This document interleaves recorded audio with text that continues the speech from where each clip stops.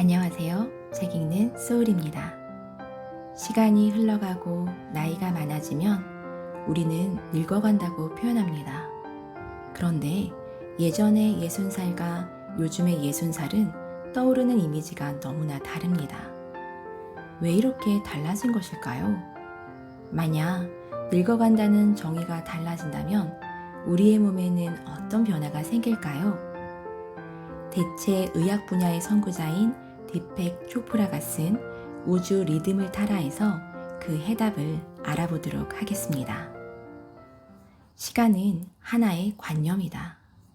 우리가 시간이라는 개념을 해석하는 방법, 경험되는 시간을 소화하는 방법이 우리 몸, 마음에 다른 생리적 변화를 가져온다. 이것이야말로 매력 있는 생리 현상이다. 몇 가지 다른 시간대를 여행할 때 수면과 휴식, 식욕과 배설의 순환, 이것을 통제하는 24시간 주기 리듬이 흔들린다. 하지만 그렇지 않을 수도 있다. 언젠가 보스턴에서 런던으로 가는 비행기에서 반가운 옛 친구를 만난 적이 있었다. 우리는 시간 가는 줄 모르고 즐거운 시간을 가졌다. 비행은 6시간에서 7시간쯤 걸렸지만 우리는 말 그대로 순식간에 공항에 닿았다. 먹는 것도 있고 자는 것도 있고 화장실 가는 것도 잊었다. 런던에 내렸을 때 우리는 전혀 시차를 느끼지 않았다. 우리에게 무슨 일이 일어났던 것인가? 그렇다. 시간대의 변화에 우리 몸의 생리가 아무 영향도 받지 않은 것이다. 시간에 대한 해석이 우리 몸에 영향을 미친다는 사실이 실험으로 입증되었다. 예컨대 당신에게 월요일이란 무엇을 의미하는가? 놀랄만한 사실은 한 주간의 다른 날보다 월요일 아침 9시에 문명사회에 많은 사람들이 죽는다는 것이다. 이 땅에서 오직 인간들만이 연출할 수 있는 기절 초풍할 현상이다.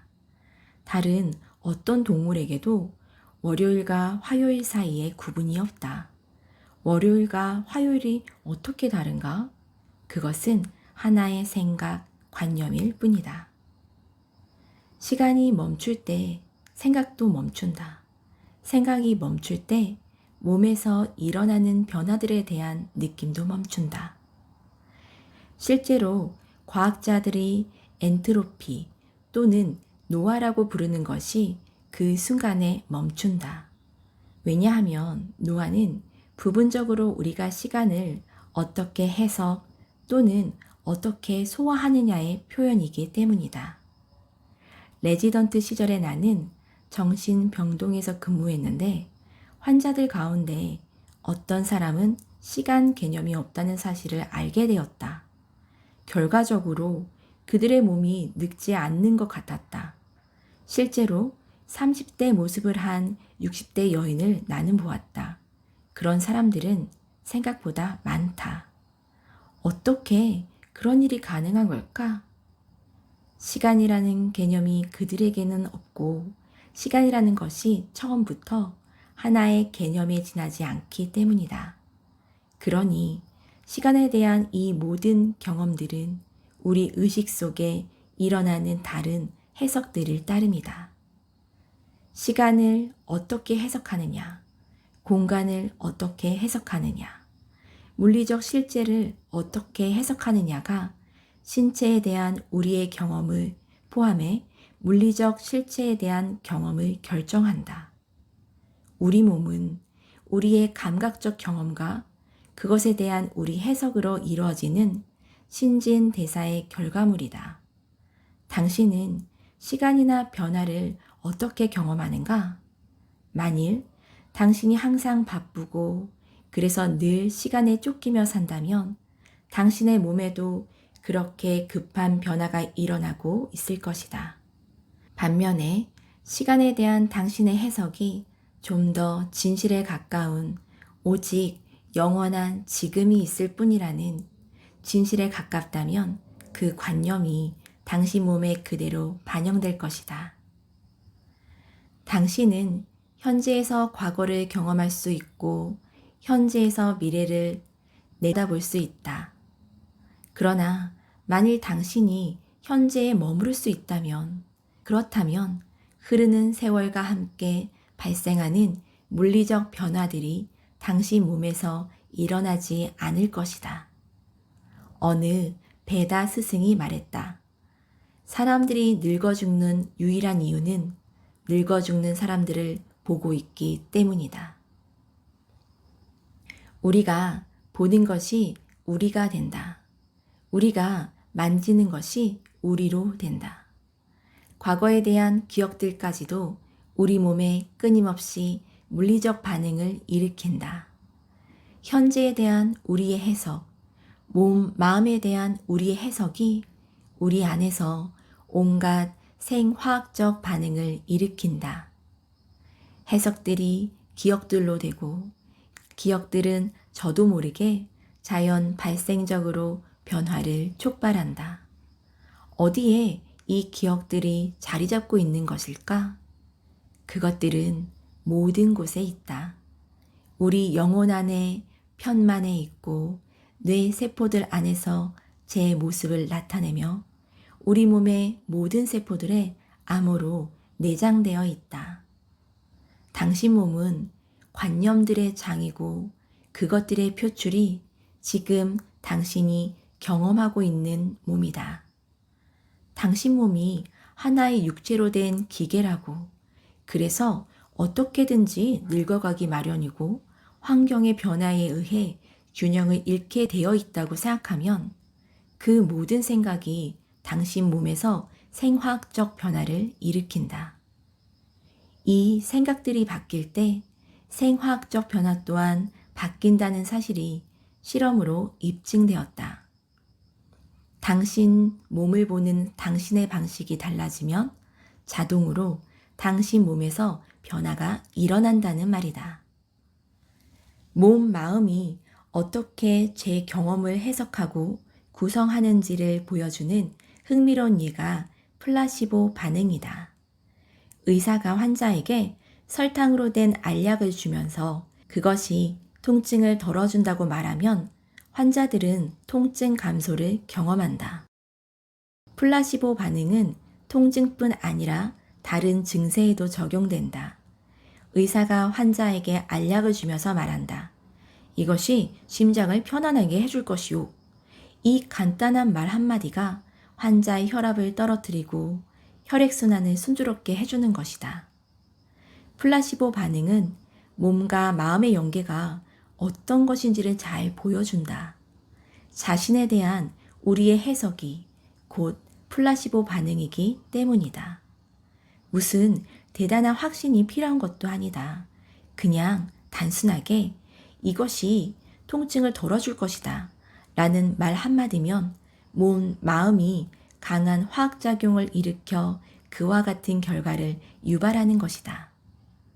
플라시보 반응 반대편에 노시보 반응이 있다. 진료실에서 의사가 환자에게 말한다. 스미스 부인, 이런 말을 하게 돼서 유감입니다만 당신은 유방암인데 이미 신체의 모든 뼈에 암세포가 전이되었어요. 이 상태로 6개월쯤 살 수 있을 겁니다. 스미스 부인은 의사의 말을 그대로 믿고 그 진단을 곧장 자기 몸에서 실현한다. 이것이 노시보 반응, 스스로 만드는 또 다른 해석이다. 우리의 몸, 마음에 대한 새로운 정의가 해석의 힘을 새롭게 실현한다. 우리는 이 몸으로 놀라운 일들을 할 수 있다. 적절한 치료제를 처방하는 약국이 우리 안에 있고, 그래서 우리는 치유 반응을 스스로 일으킬 수 있다. 시간을 새롭게 지각할 수 있고, 그렇게 해서 몸의 기능을 새롭게 조정할 수 있으며, 결국 노화 과정을 늦추거나 심지어 거꾸로 돌릴 수도 있는 것이다. 당신이 해마다 건물의 벽돌을 교체할 수 있는데 습관에 젖어서 또는 다른 방법을 몰라서 건물 짓는 방법이 하나뿐이라는 생각에 붙잡혀 있다고 하자. 당신은 해마다 같은 벽돌을 같은 장소에 쌓고 그래서 똑같은 건물을 유지할 것이다. 마찬가지다. 당신의 몸이 세월과 함께 약해지고 늙고 병들 것이라고 생각하면 바로 그 생각이 당신 몸의 에너지 패턴으로 전환되는 것이다. 매 순간 우리가 만드는 해석이 우리 몸의 에너지 패턴에 영향을 미친다. 그런데 우리는 그 해석을 바꿀 수 있다. 그것을 처음 만든 것이 다른 누가 아닌 우리이기 때문이다. 우리에게는 선택할 힘이 있다. 어떻게 그럴 수 있을까? 전체 과정을 목격하고 그것을 알아야 한다. 그럴 때 우리는 여러 선택들이 있음을 깨닫는다. 당신의 신경 조직은 하드웨어이고 당신 몸에서 일어나는 모든 화학적 변화들은 소프트웨어라고 생각해 보자. 당신의 소프트웨어 또는 프로그램이 당신의 생각, 느낌, 해석, 욕망에 따라서 바뀐다. 그러나 프로그래머가 있다. 누가 프로그래머인가? 바로 침묵의 목격자. 언제나 깨어 있으면서 모든 것을 지켜보는 자. 내면의 자아가 프로그래머다. 침묵의 목격자와 접할 때 당신은 그에게서 프로그램을 다시 만들 힘을 얻는다. 당신은 침묵의 목격자로서 모든 생각을 생각하는 자가 바로 당신임을 인식한다. 당신이 나는 그 일에 대해서 이렇게 생각한다 고 말할 때 그 나는 생각 배후에 있는 생각하는 자를 암시한다. 당신 몸이 이것이라고 또는 저것이라고 단언함으로써 그 변화가 이루어지는 건 아니다. 당신 머리를 세뇌시킬 필요가 없다. 다만 당신 몸에서 자동으로 변화가 일어나게 하기 위하여 이해 또는 통찰이 필요할 따름이다. 먼저 당신의 참 본성을 깨달아야 한다. 당신 몸, 마음의 정체를 알아야 한다. 인간의 몸은 관념의 장이고 당신이 경험하는 몸은 세계에 대하여 가진 당신 관념들의 표출이다.